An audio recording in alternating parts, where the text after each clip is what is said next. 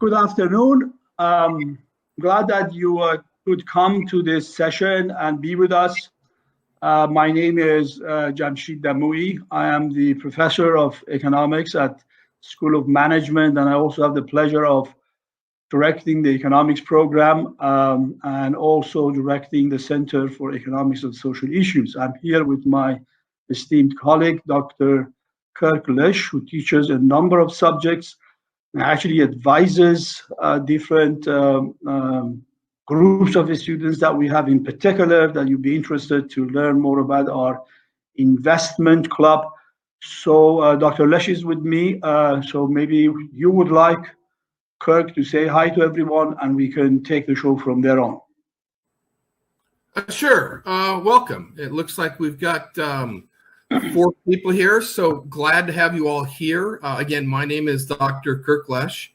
I teach, I teach all but 2 of our econ classes. So you'll get a lot of me when you come to CLU. You'll get a lot of me. Not only do I teach all but 2 of our econ classes, but between Dr. Damoui and myself, we advise all of the econ students. So you will get to know us, through our classes and through our advising, you'll get to know us quite well.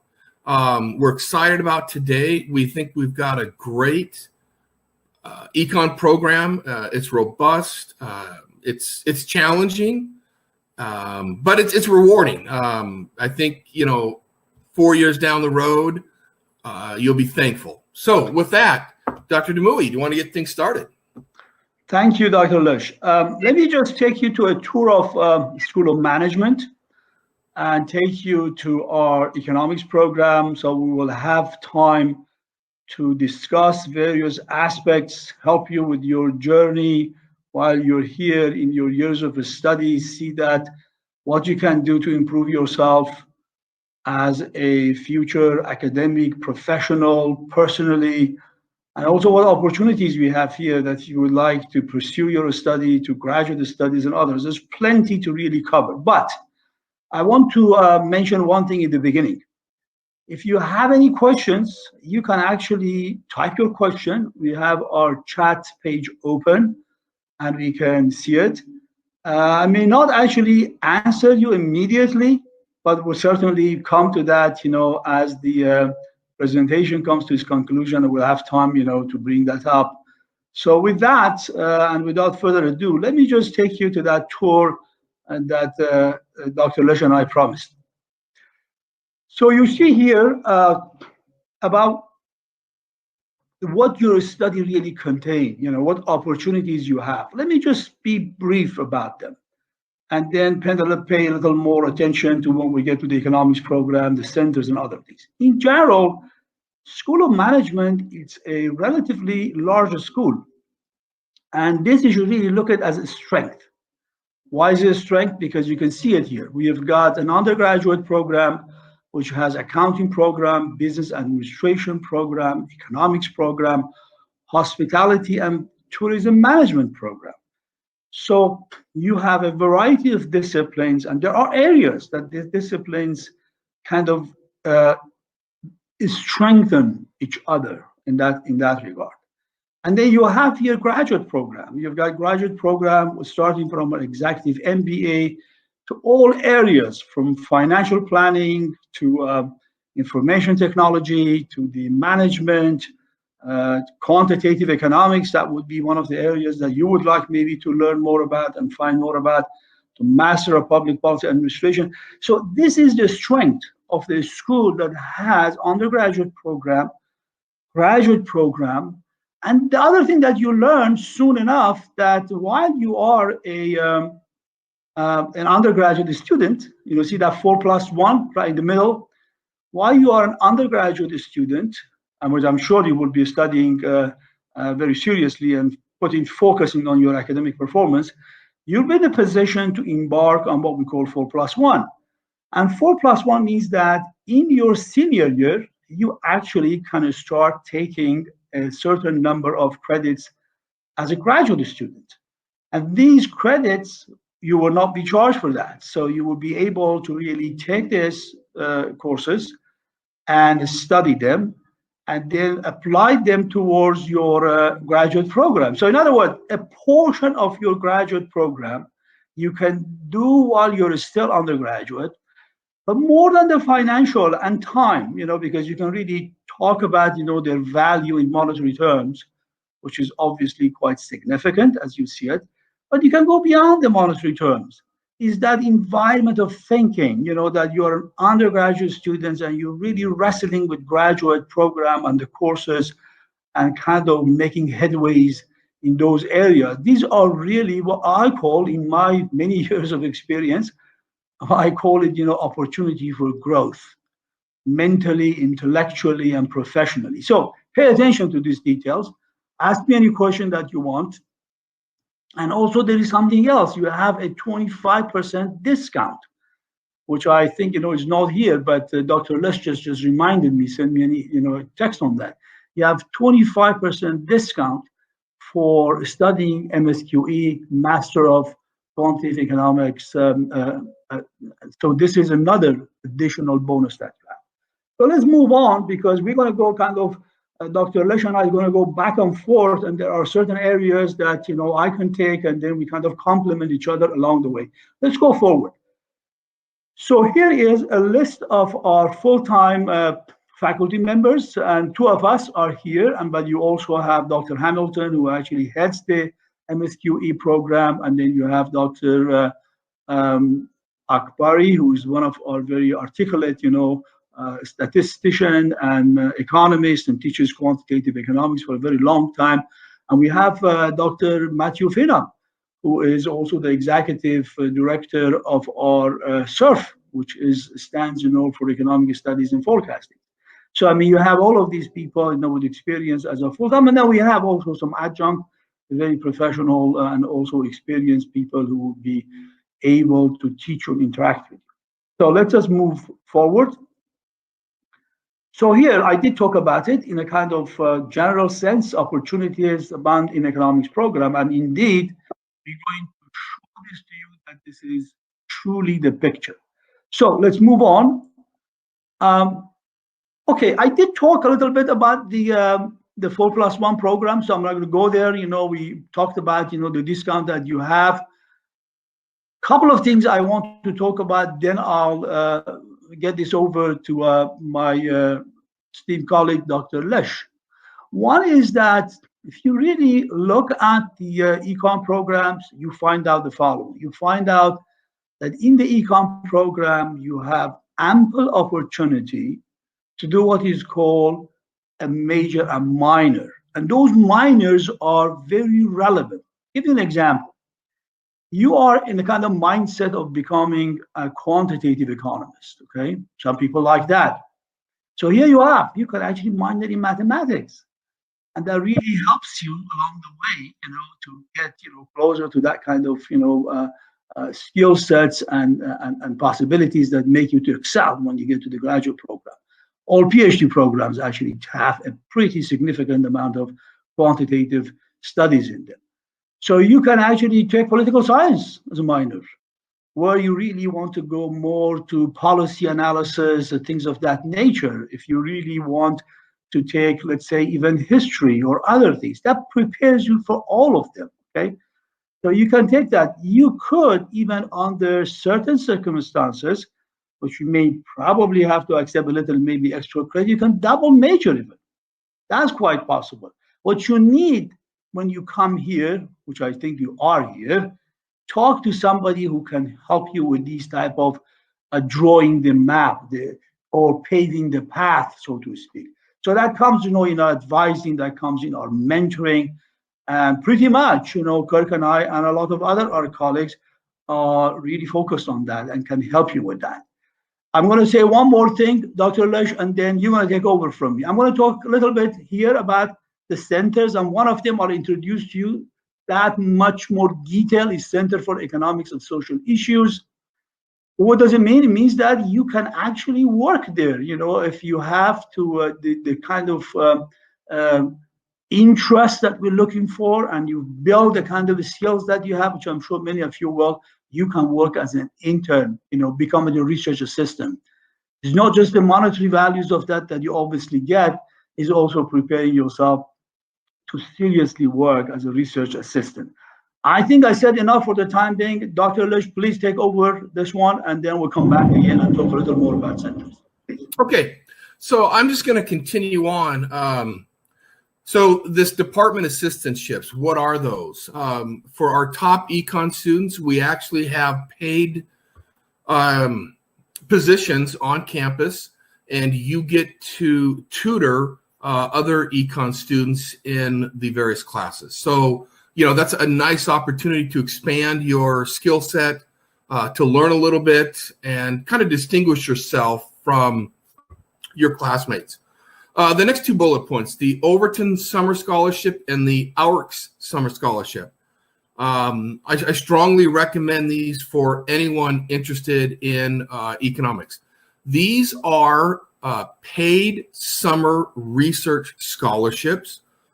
Every year we have at least one econ student that participates in one or more, Overton or AURCS.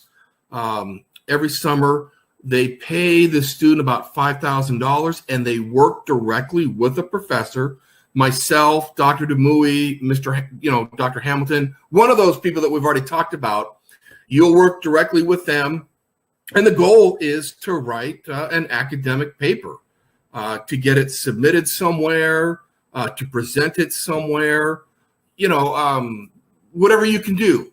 Again, this is a great resume booster, and it's a great opportunity for our students to get in some real world research, boost up their resume, make some connections, so on and so forth.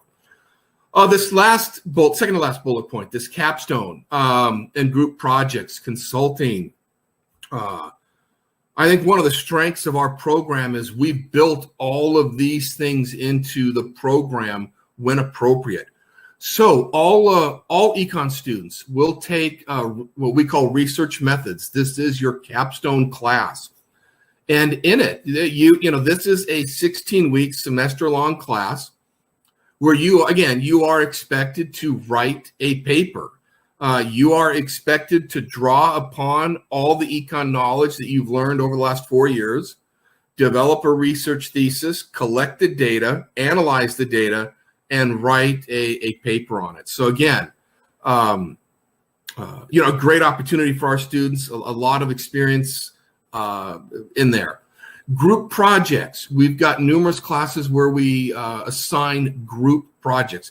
Dr. Demouy's environmental economics of the environment class requires a group project. And so you've got to research, within certain guidelines that he has set, but you have to find an interesting topic in the environmental economics literature and research it and report back and present your findings to the class. Lastly, consulting. This may sound odd, but on occasion we do consulting projects with our students. Several years ago, I actually taught a class in which myself and my students did an economic impact study for the New West Symphony. It's our local symphony, and when opportunities like that arise, we try to put that into our curriculum again to give our students kind of that leg up. I mean, that's something you're not going to get in a typical economics program. And then lastly, we do have a student-run investment club at CLU. We have approximately $55,000 in the club. I am the advisor, but the students make all the decisions. They decide what stocks to buy, how much to buy. They decide when to sell, and all. I'm just there as an advisor, an advisory capacity, and just let the students decide what they want to do. It's real money. We have there's a real trading account set up, passwords, the whole 9 yards, and that's again something that you get to take advantage of. There aren't, not every school has a student-run investment club. We do, and if that's your cup of tea, great, join it, and you'll get some real-world experience in terms of picking stocks, analyzing stocks, looking at the broader market. Where do you think the stock market is going? Is it going to go up? Is it going to go down? And and more importantly, you've got to make the decisions. You've got to make the decisions what and when to buy, what and when to sell. So a lot of fun. I think the students in there really enjoy it, and it, at the end of the day, it's not their money. So if they lose, they really don't care. It's not their money. But at any rate, I will now turn it back to Dr. Demouy.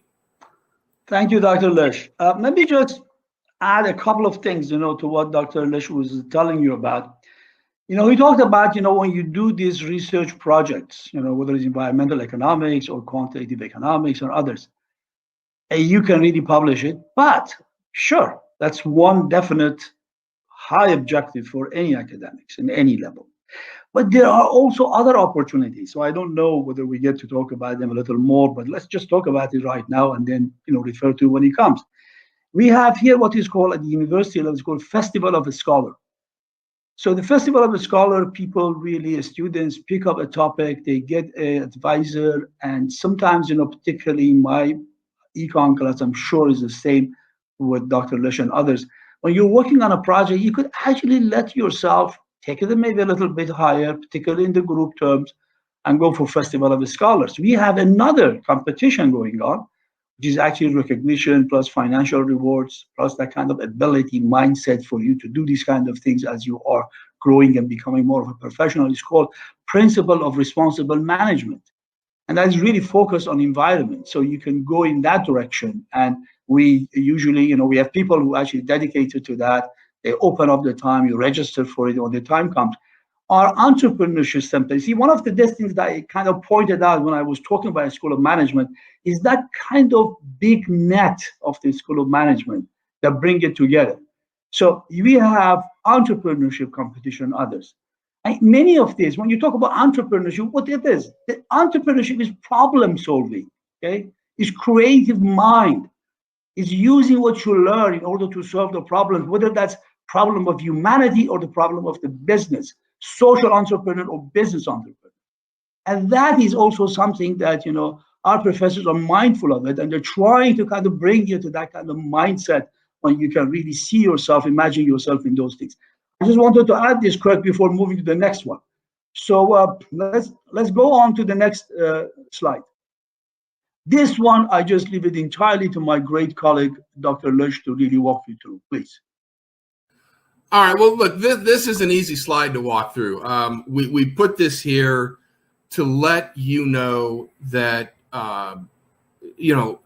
choosing CLU was a smart decision on your part. We have been recognized, by Forbes, The Economist magazine. You can read all this stuff, but the real thesis to this slide is Dr. Demouy as the chair, myself, and the other three professors. Every year, we strive to make this program better than it was the year before. There's always some improvement in a class or whatever we're doing. And the point is, we're starting to get recognized for that, not just our program, but the school itself.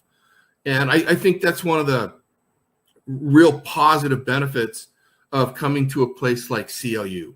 There is a sincere desire amongst the faculty to make this program better. We are not resting on our laurels. They're constant improvement, and that comes through our students. They're more excited to be here. They like the program. They're happy to be here. They want to be here. They want to pursue that degree in economics. They want to get a summer research. They want to work with Dr. Demouy in the Center for Economics of Social Issues. And it feeds upon itself. And that's what this slide is about. Back to you, good sir. Let me unmute myself and go to the next one. Okay. This is the slide about two of the centers that we have. Let me talk a little bit about the Center for Economics of Social Issues. This center in its in its old version used to be called Center for Value and Leadership. Value and leadership.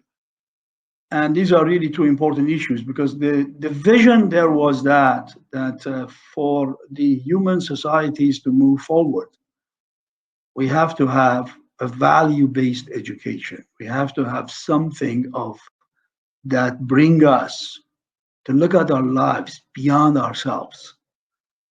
And the other part of that was leadership. How do we really lead this movement forward?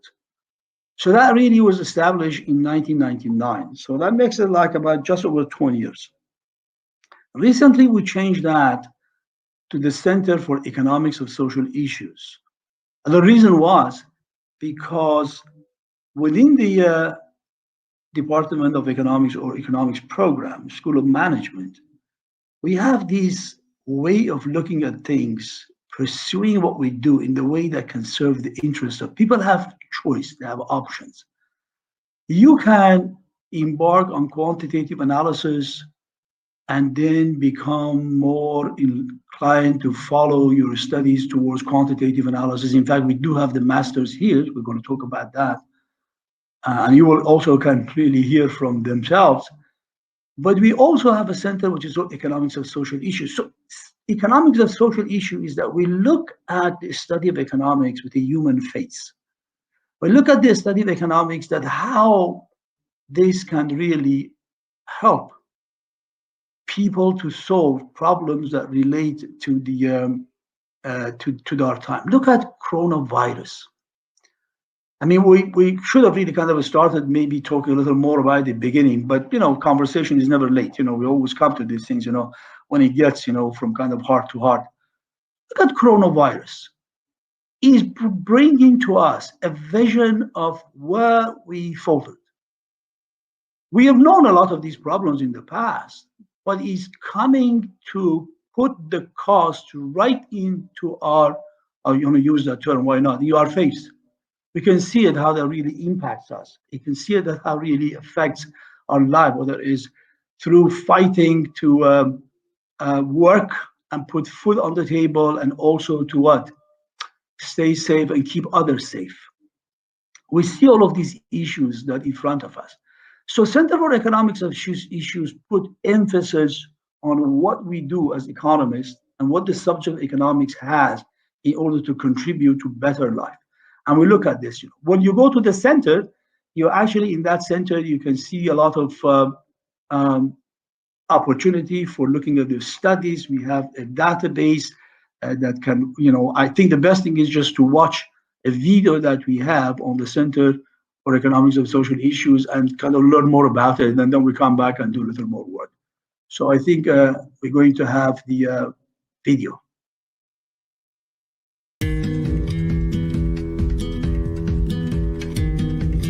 Business schools today are much more than just programs and courses. We have a responsibility towards the business community and the wider community around us. And one way of how we live up to that responsibility is through our centers. We have a Center for Economics of Social Issues, which is really unique in the sense that it looks at the social impact that economic policy and economics in general have on social issues and the community.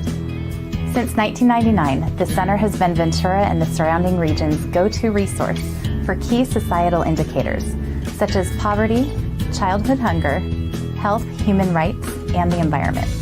Through free publications and an easy-to-use extensive reference database, the Center equips everyone working to improve our communities, whether they are social workers, grant writers, researchers, or government agencies. Now, there is something else about this data. The idea of putting data together is to enable the reader, the one who studied, the observer, maybe start thinking about connecting them, relating them. The heart of the Center's resource is the online database. Topics are visually displayed. Inside each topic are key indicators to explore. For instance, poverty status reveals a percentage of the population below the poverty line in Ventura, State of California, and the entire United States. There are maps of poverty-inflicted areas by county and by zip codes, all as graphs, tables, and maps. This same deep dive of information is available for multiple subtopics and other key metrics that help you make decisions and communicate the actionable data of this issue. The center brings out the ideas, the information, the enthusiasm that can be effective instrument of public policy change. Also, a direction for nonprofit, how nonprofits can really help to bring tangible, lasting differences and changes in the community. The Center also publishes and curates relevant publications that can be downloaded as PDF or viewed as a video. These publications explore 12 broad concerns relevant to Ventura and beyond. In addition to the online database and publications, the Center is committed to creating in-person forums where leading experts on a range of topics will provide insights at conferences and evening lectures. I'm Molly Corbett. I'm the Director of Development for Livingston Memorial Visiting Nurse Association and Hospice. So we provide home health and hospice services to anyone in Ventura County, regardless of their ability to pay.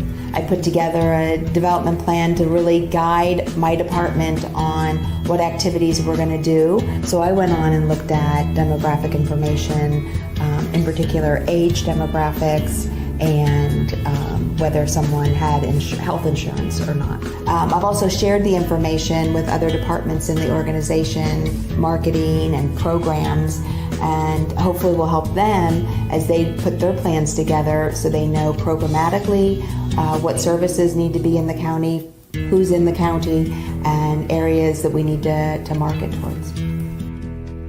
The center is here to help you, to empower you, to do what you want to do better, to achieve your objectives at a higher level, to exceed your expectation. And this is our mission for the future.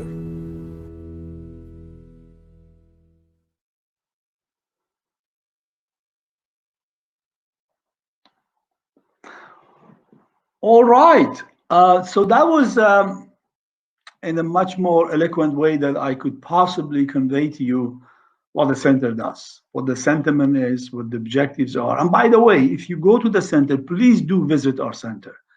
The address is right there, you know, when you go to the CLU/centers/CESI. When you go there on your right-hand side, there are so many other things that you can look at. For example, you can look at the studies that we gathered, all really, most of them focused on Ventura County along the same thematic issues. We have like 12 domains. And the studies are there. You can look at, you know, how you can really search quickly and find information about various things that you study. And again, all this information are offered at the county level, city level, zip code level, state level, and the national level. And also, hopefully, some of you may actually be interested in working as research assistants in the center. And we're working on that. In fact, we will open that up as early as possible, you know, hopefully even summer, I hope. But anyway, these are the stuff that you can do.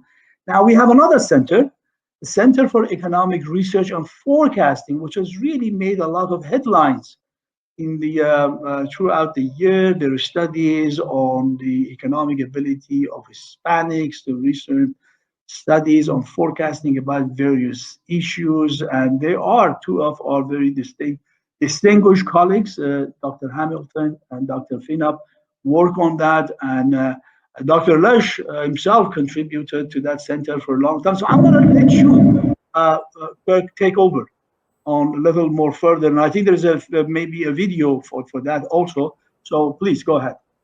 All right. Well, just briefly. The Center for Economic Research and Forecasting. First of all, this is more of a quantitative center, and a forecasting center. So every year they publish their forecast for the economic outlook for Ventura County, the state of California, and the United States.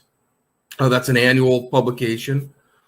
Secondly, they're the guys that run the water market. They created a water market for Ventura County for the farmers. They administer and run all that.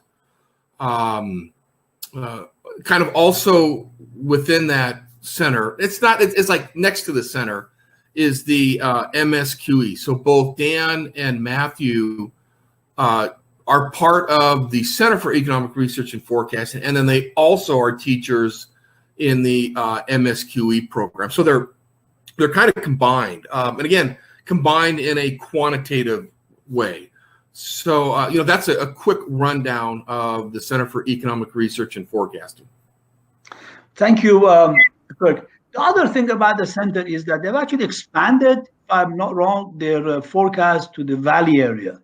So they have really now do forecast also for them. So again, really take a good look and find, your opportunity, wander around, click a few buttons there to see that what it is. And they also have assistants, and they entertain maybe at graduate or undergraduate level, but it's definitely one of the strengths that we have. And again, under the umbrella of the School of Management, we all work together to enrich the opportunities for learning. Okay.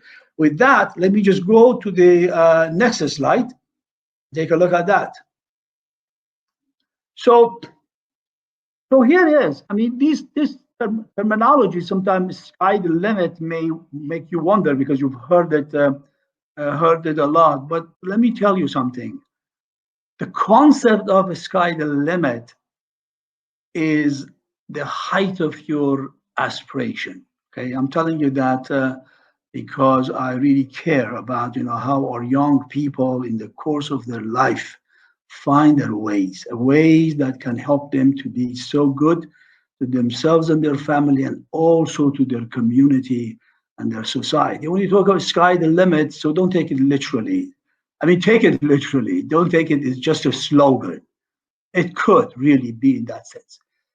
So we have here again, I think we talked about, the investment data analytics. These are what are these? These are the possibilities where you can go further. And you can go further in those lights in order. So like imagine yourself, what would that take you? So these are some of the areas that you could embark on when you come out of School of Management and the economics program. Also, you can entertain them while you're still there. This is one of the importance of that. So let me take a few of them, and then let's ask my good colleague to fill in what I've really missed. So PhD in economics obviously is one issue. Like when I was studying, a long time ago, I remember that I knew that I was going to do PhD. It was like, my first year in the study of economics, I knew that was going to come. Maybe it comes later, doesn't have to come that way. We have ourselves master in quantitative economics, and it is one of the 4+1 areas. So you could really think about that. Okay, I can study economics. I can really put emphasis on becoming qualified, which is really good academic record. That's it. Good management of your time, getting good advising, taking things seriously, which I'm sure you do. And then you go and embark on the master in quantitative economics. So you can do it while you're here. And then when you finish your first degree, within the span of a year, I believe, you'll be able, you can correct me, Kirk, if I'm not really saying it right. You can really finish that, and, get your master's, in quantitative economics. Or you can go on the MBA program. Again, the MBA program, there are different tracks that you can do that. So let me invite, Dr. Lesh to really shed a little more light on the rest of this and walk you through it. Please.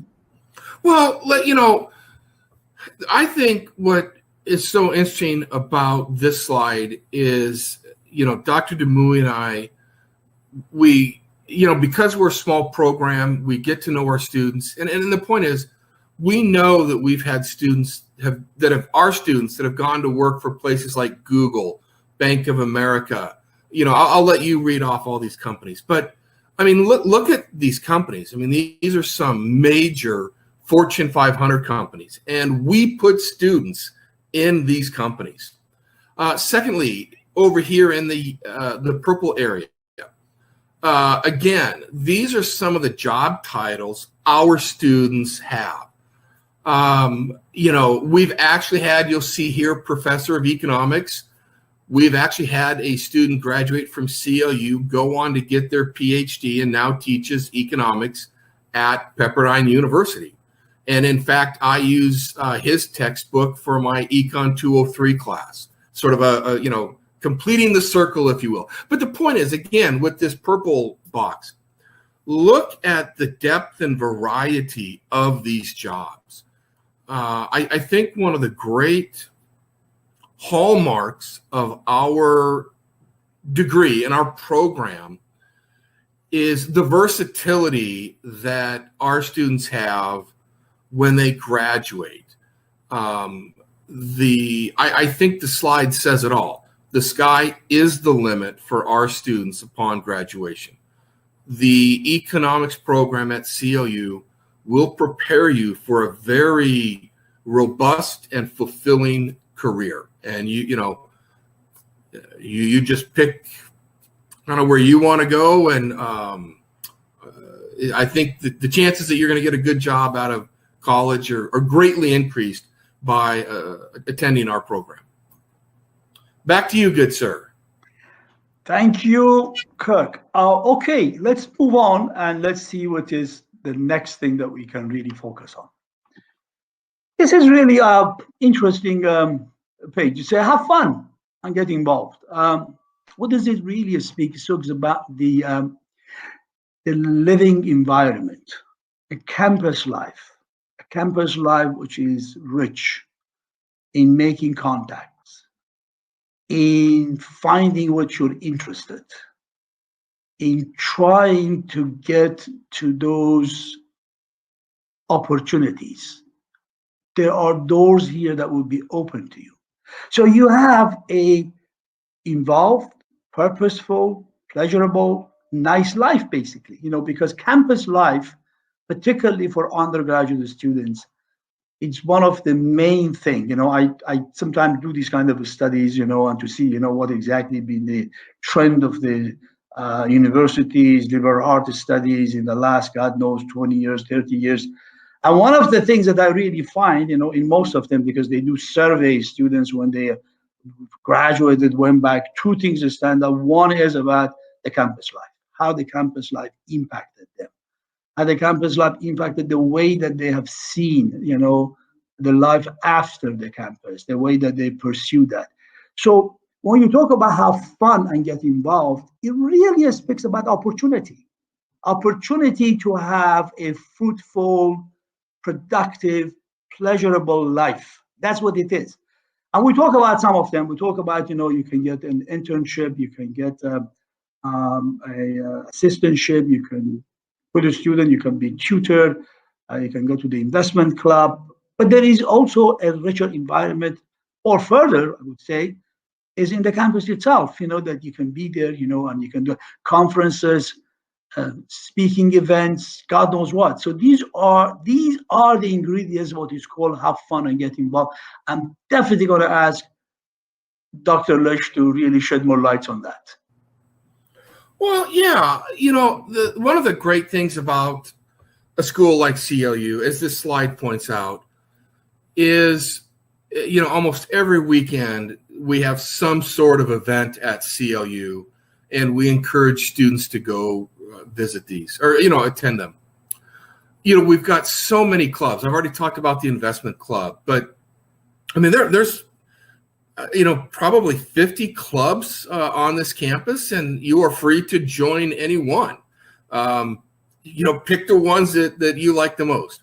I think the bottom line to this slide is, look, if you want to maximize your college experience, you want to get involved.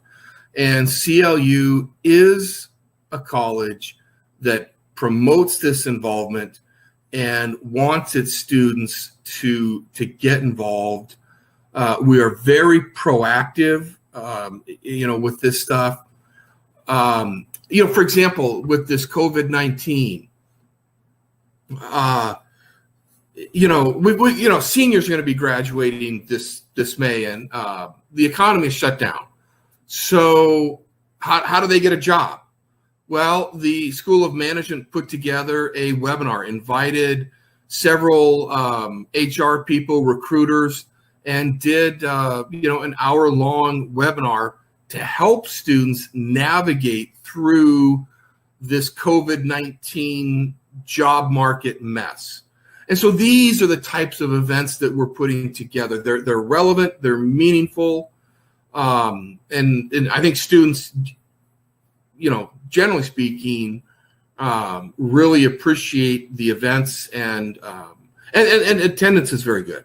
And for some events, you'll see professors giving extra credit to encourage students to go, because we think these events are well worth it. We think students should attend, and a lot of professors will give extra credit. So bottom line here is, gosh, if you're going to come to CLU, get involved. The school wants you to.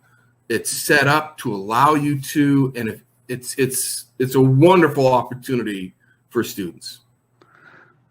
Thank you. And let me just put it again, one more thing here. You are a member of the family. I don't know whether the concept makes more sense in Cal Lutheran than in many places. You're a member of the family.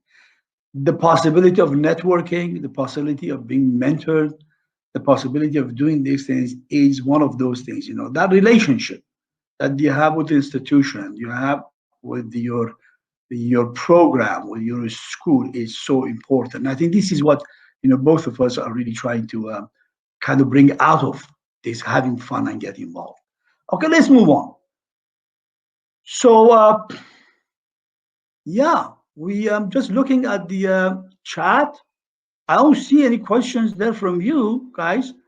So how about this? How about we look at some of the questions that come out usually this time, and then try to answer them, or maybe get the opportunity to further elaborate on what we said, both of us. And then while you can probably write your question or ask your questions, but we're certainly here to answer your question, to really shed more light. So let me just ask one, or bring up one question that may be your question, and hopefully, like I'm waiting to see that what else comes from your side. There is this issue of the virtual environment, and I think we have seen the very heightened level of that during the COVID-19 that we are wrestling with right now. Just to take a look at what we're going on right now, all our classes, in fact, our campus, because of being in California, and we were very mindful of that, to kind of really minimize the loss of lives and the faster return of business, because, come on, admit it, when you control, an epidemic or a pandemic, you're actually helping the economy to come back faster. So there is really this kind of very important interrelationship. So we started, closing everywhere, but we haven't really closed at all. In fact, I can tell you, I'm pretty sure that most of my colleagues can say the same thing. We're working much harder than when it was really not virtual. It was like physical campus. I mean, we have these seminars, Zoom, God knows what. But what is the essence of all of that? The essence of that you're not left alone. You're connected. The classes, if you don't go to the classes come to you. Put it that way. And we tried, we have a very, very, how do I put it, dynamic, vibrant, thoughtful IT department that work with us. And they even those who didn't want to get into the virtual environment fast enough, they're pretty much into it right now. So you have the classes going on. By the way, a lot of our classes over time, and I imagine it would be even faster, or changing towards really making you an option. The option would be you take this class online, if you take it in person. Right now, we wanted not to really mix things up. We still have what is called online class.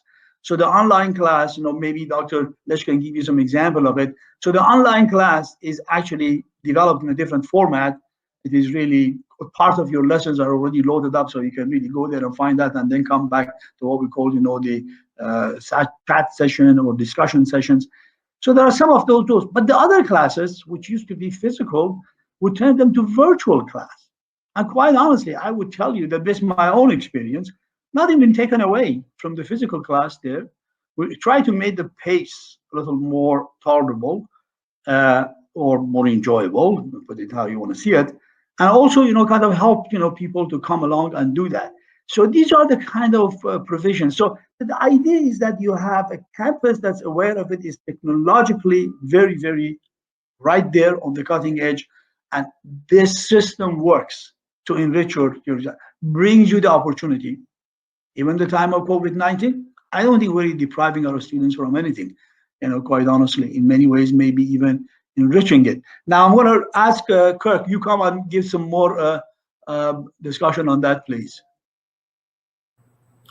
Well, you covered it well. I think the only thing I would really just kind of espouse a little bit further on is just what you said a moment ago.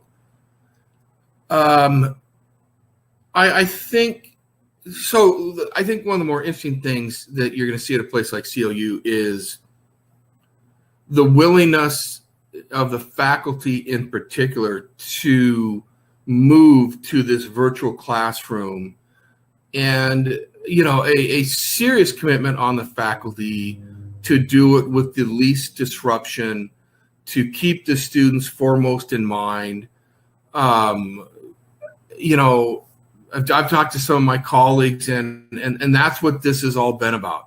And I think Dr. Demouy said it well. I mean, we're still a family. These are not ideal times, but we've come together as a family, and we'll make this happen. We're going to get we're going to get our students through the semester, and they're going to learn just as much in this virtual world as they would have learned if we were still meeting on campus. And I think Dr. Demouy brings up a really good point. Perhaps even more in the virtual world. I know, like in all of my classes, I teach these classes remotely through a software program, much like Big Marker. It's recorded. I post the recording. So if students miss something during my live lecture, they now have the ability to go back and watch that part of the recording that they did not understand. Now, that's something that you don't get in a live lecture, right? Once I lecture and the class is over, I go to my next class and my students go to their next class. You don't have this ability to go back and rewatch the lecture. You do now. And so I think, to Dr. Demoy's point, in many ways, this virtual teaching mechanism enhances the learning for some, if not all, students. Thank you so much.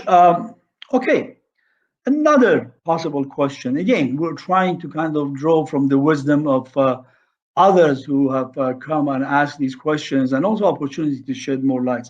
It's about internship, because we talk about internship quite a bit.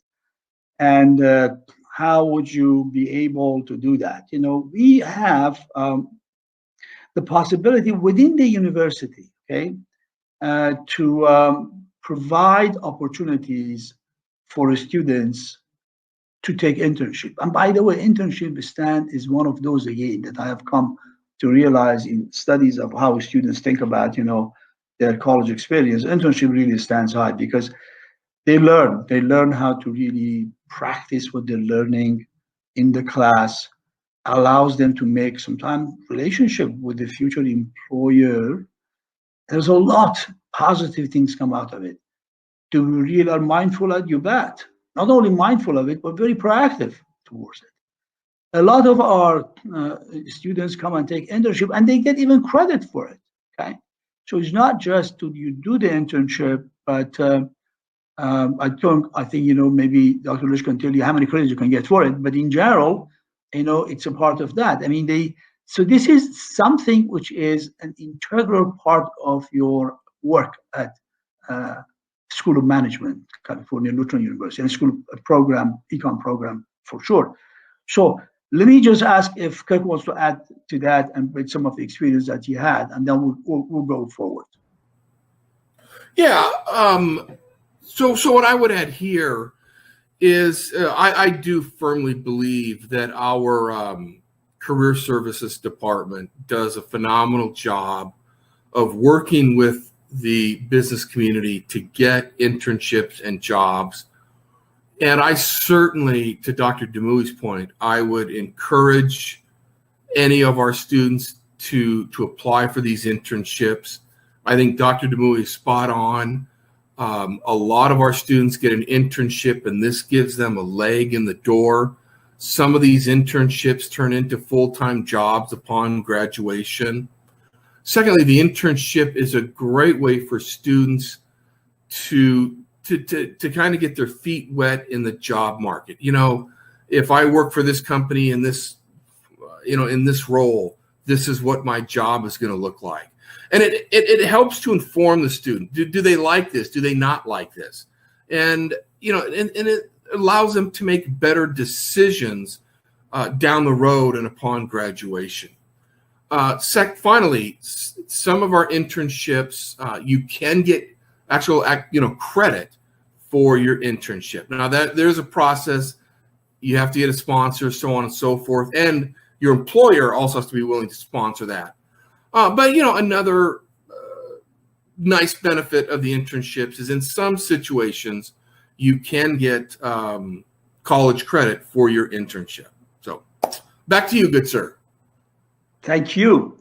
Okay, I'm just looking at, don't see any question coming, so let's go on. We have another good 9 minutes, so let's make the most of it. The other question that comes, because when you really look at the economics program, so you see something there. It says econ major.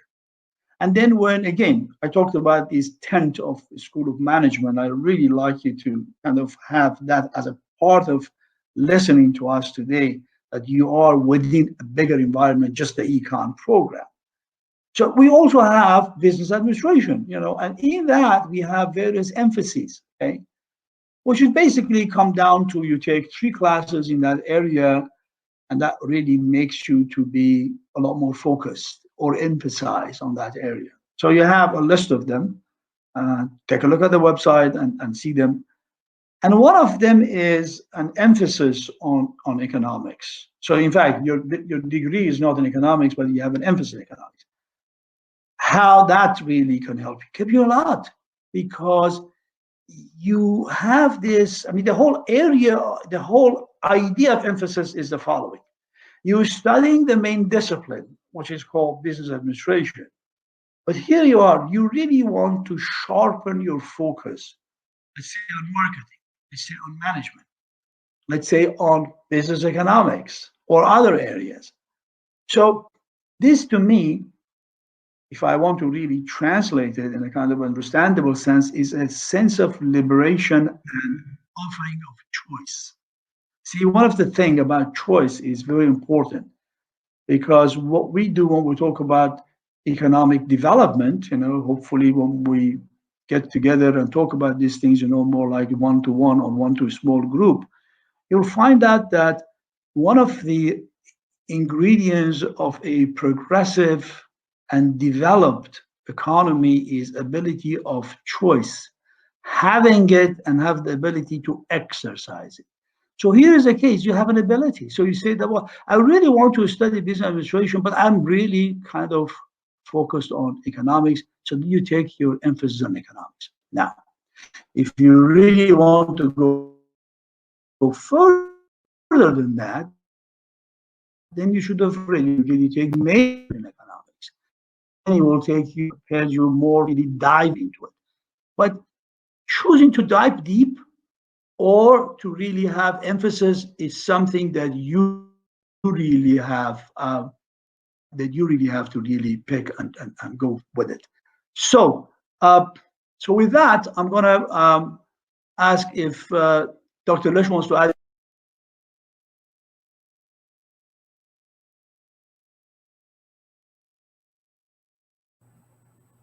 No, the only thing that I would say regarding this, and I think Dr. Demoui hit on it, is look, I think, again, a strength of our program is, in this particular case, the options that students have, right?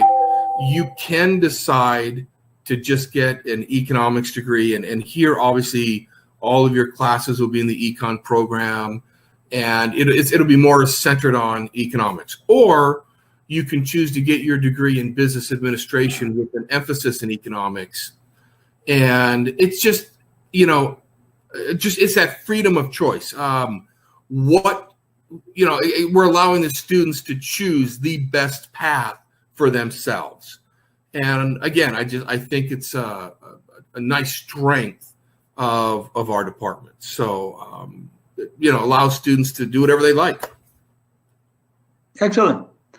All right, so I've got about maybe 4 or 5 minutes. And sorry, I may have been interrupted for a while because of the internet connection these days happens.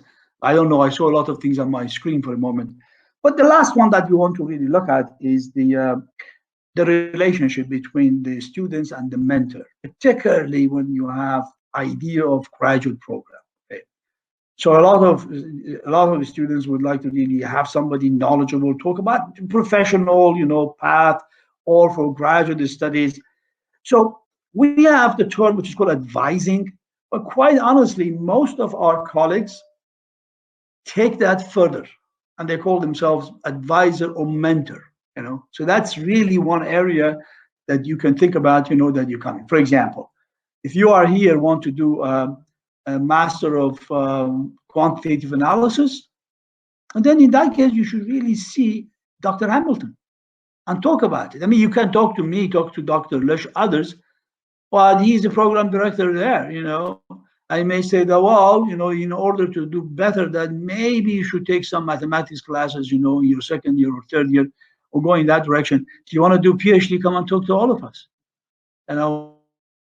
We can tell you what does it take, for the embark on that. If you're really interested in data analytics, other stuff, there's a lot of stuff comes, I mean, one of the major quote that I have, you may not know what your job is in the future, but you know what it takes you to get the job, which is really talking about knowledge, just talking about, what kind of skill sets we need to develop, what kind of the future. So we are mindful of, come on here, and that to go with that. And there's another slide here. I want to see what this slide is. And all right. So, well, here we are. We are about 2-3 minutes to the end of the program. I have not yet seen any question coming from you, but we try to entertain some questions. And we try to kind of take that opportunity and go further and give you more information. You know where we are. You've seen our faces. Our pictures are also in the book and in the website. And talk to us. Send us an email. If you want even to talk to us, we can always, set up a Zoom and discuss these things further, right? I'm promising on your behalf also, Dr. Lush, right? I'm pretty sure you agree with that.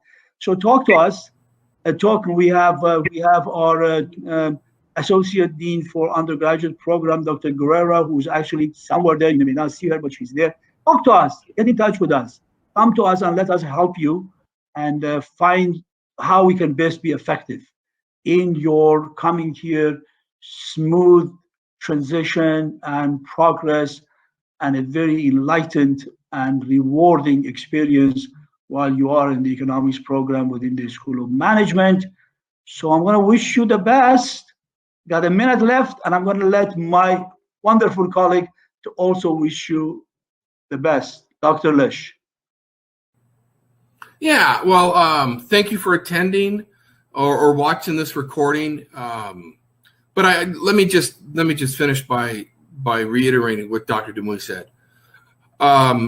We are always available to incoming students or students that are still deciding whether or not they should go to CLU or some other program. If you do have any questions, please feel free to send either myself or Dr. Demouy an email. We are on the Cal Lutheran website. All of our contact information is there. Please, if you have a question, email us, and I promise we will get back to you within a day. I think that's something we pride ourselves here at CLU. We don't let students we answer student emails. We don't just disregard them. So feel faster free. than you think. That's right. That's right. So feel free to send us emails. So goodbye, have a wonderful time, and we look forward to seeing you soon. Bye-bye.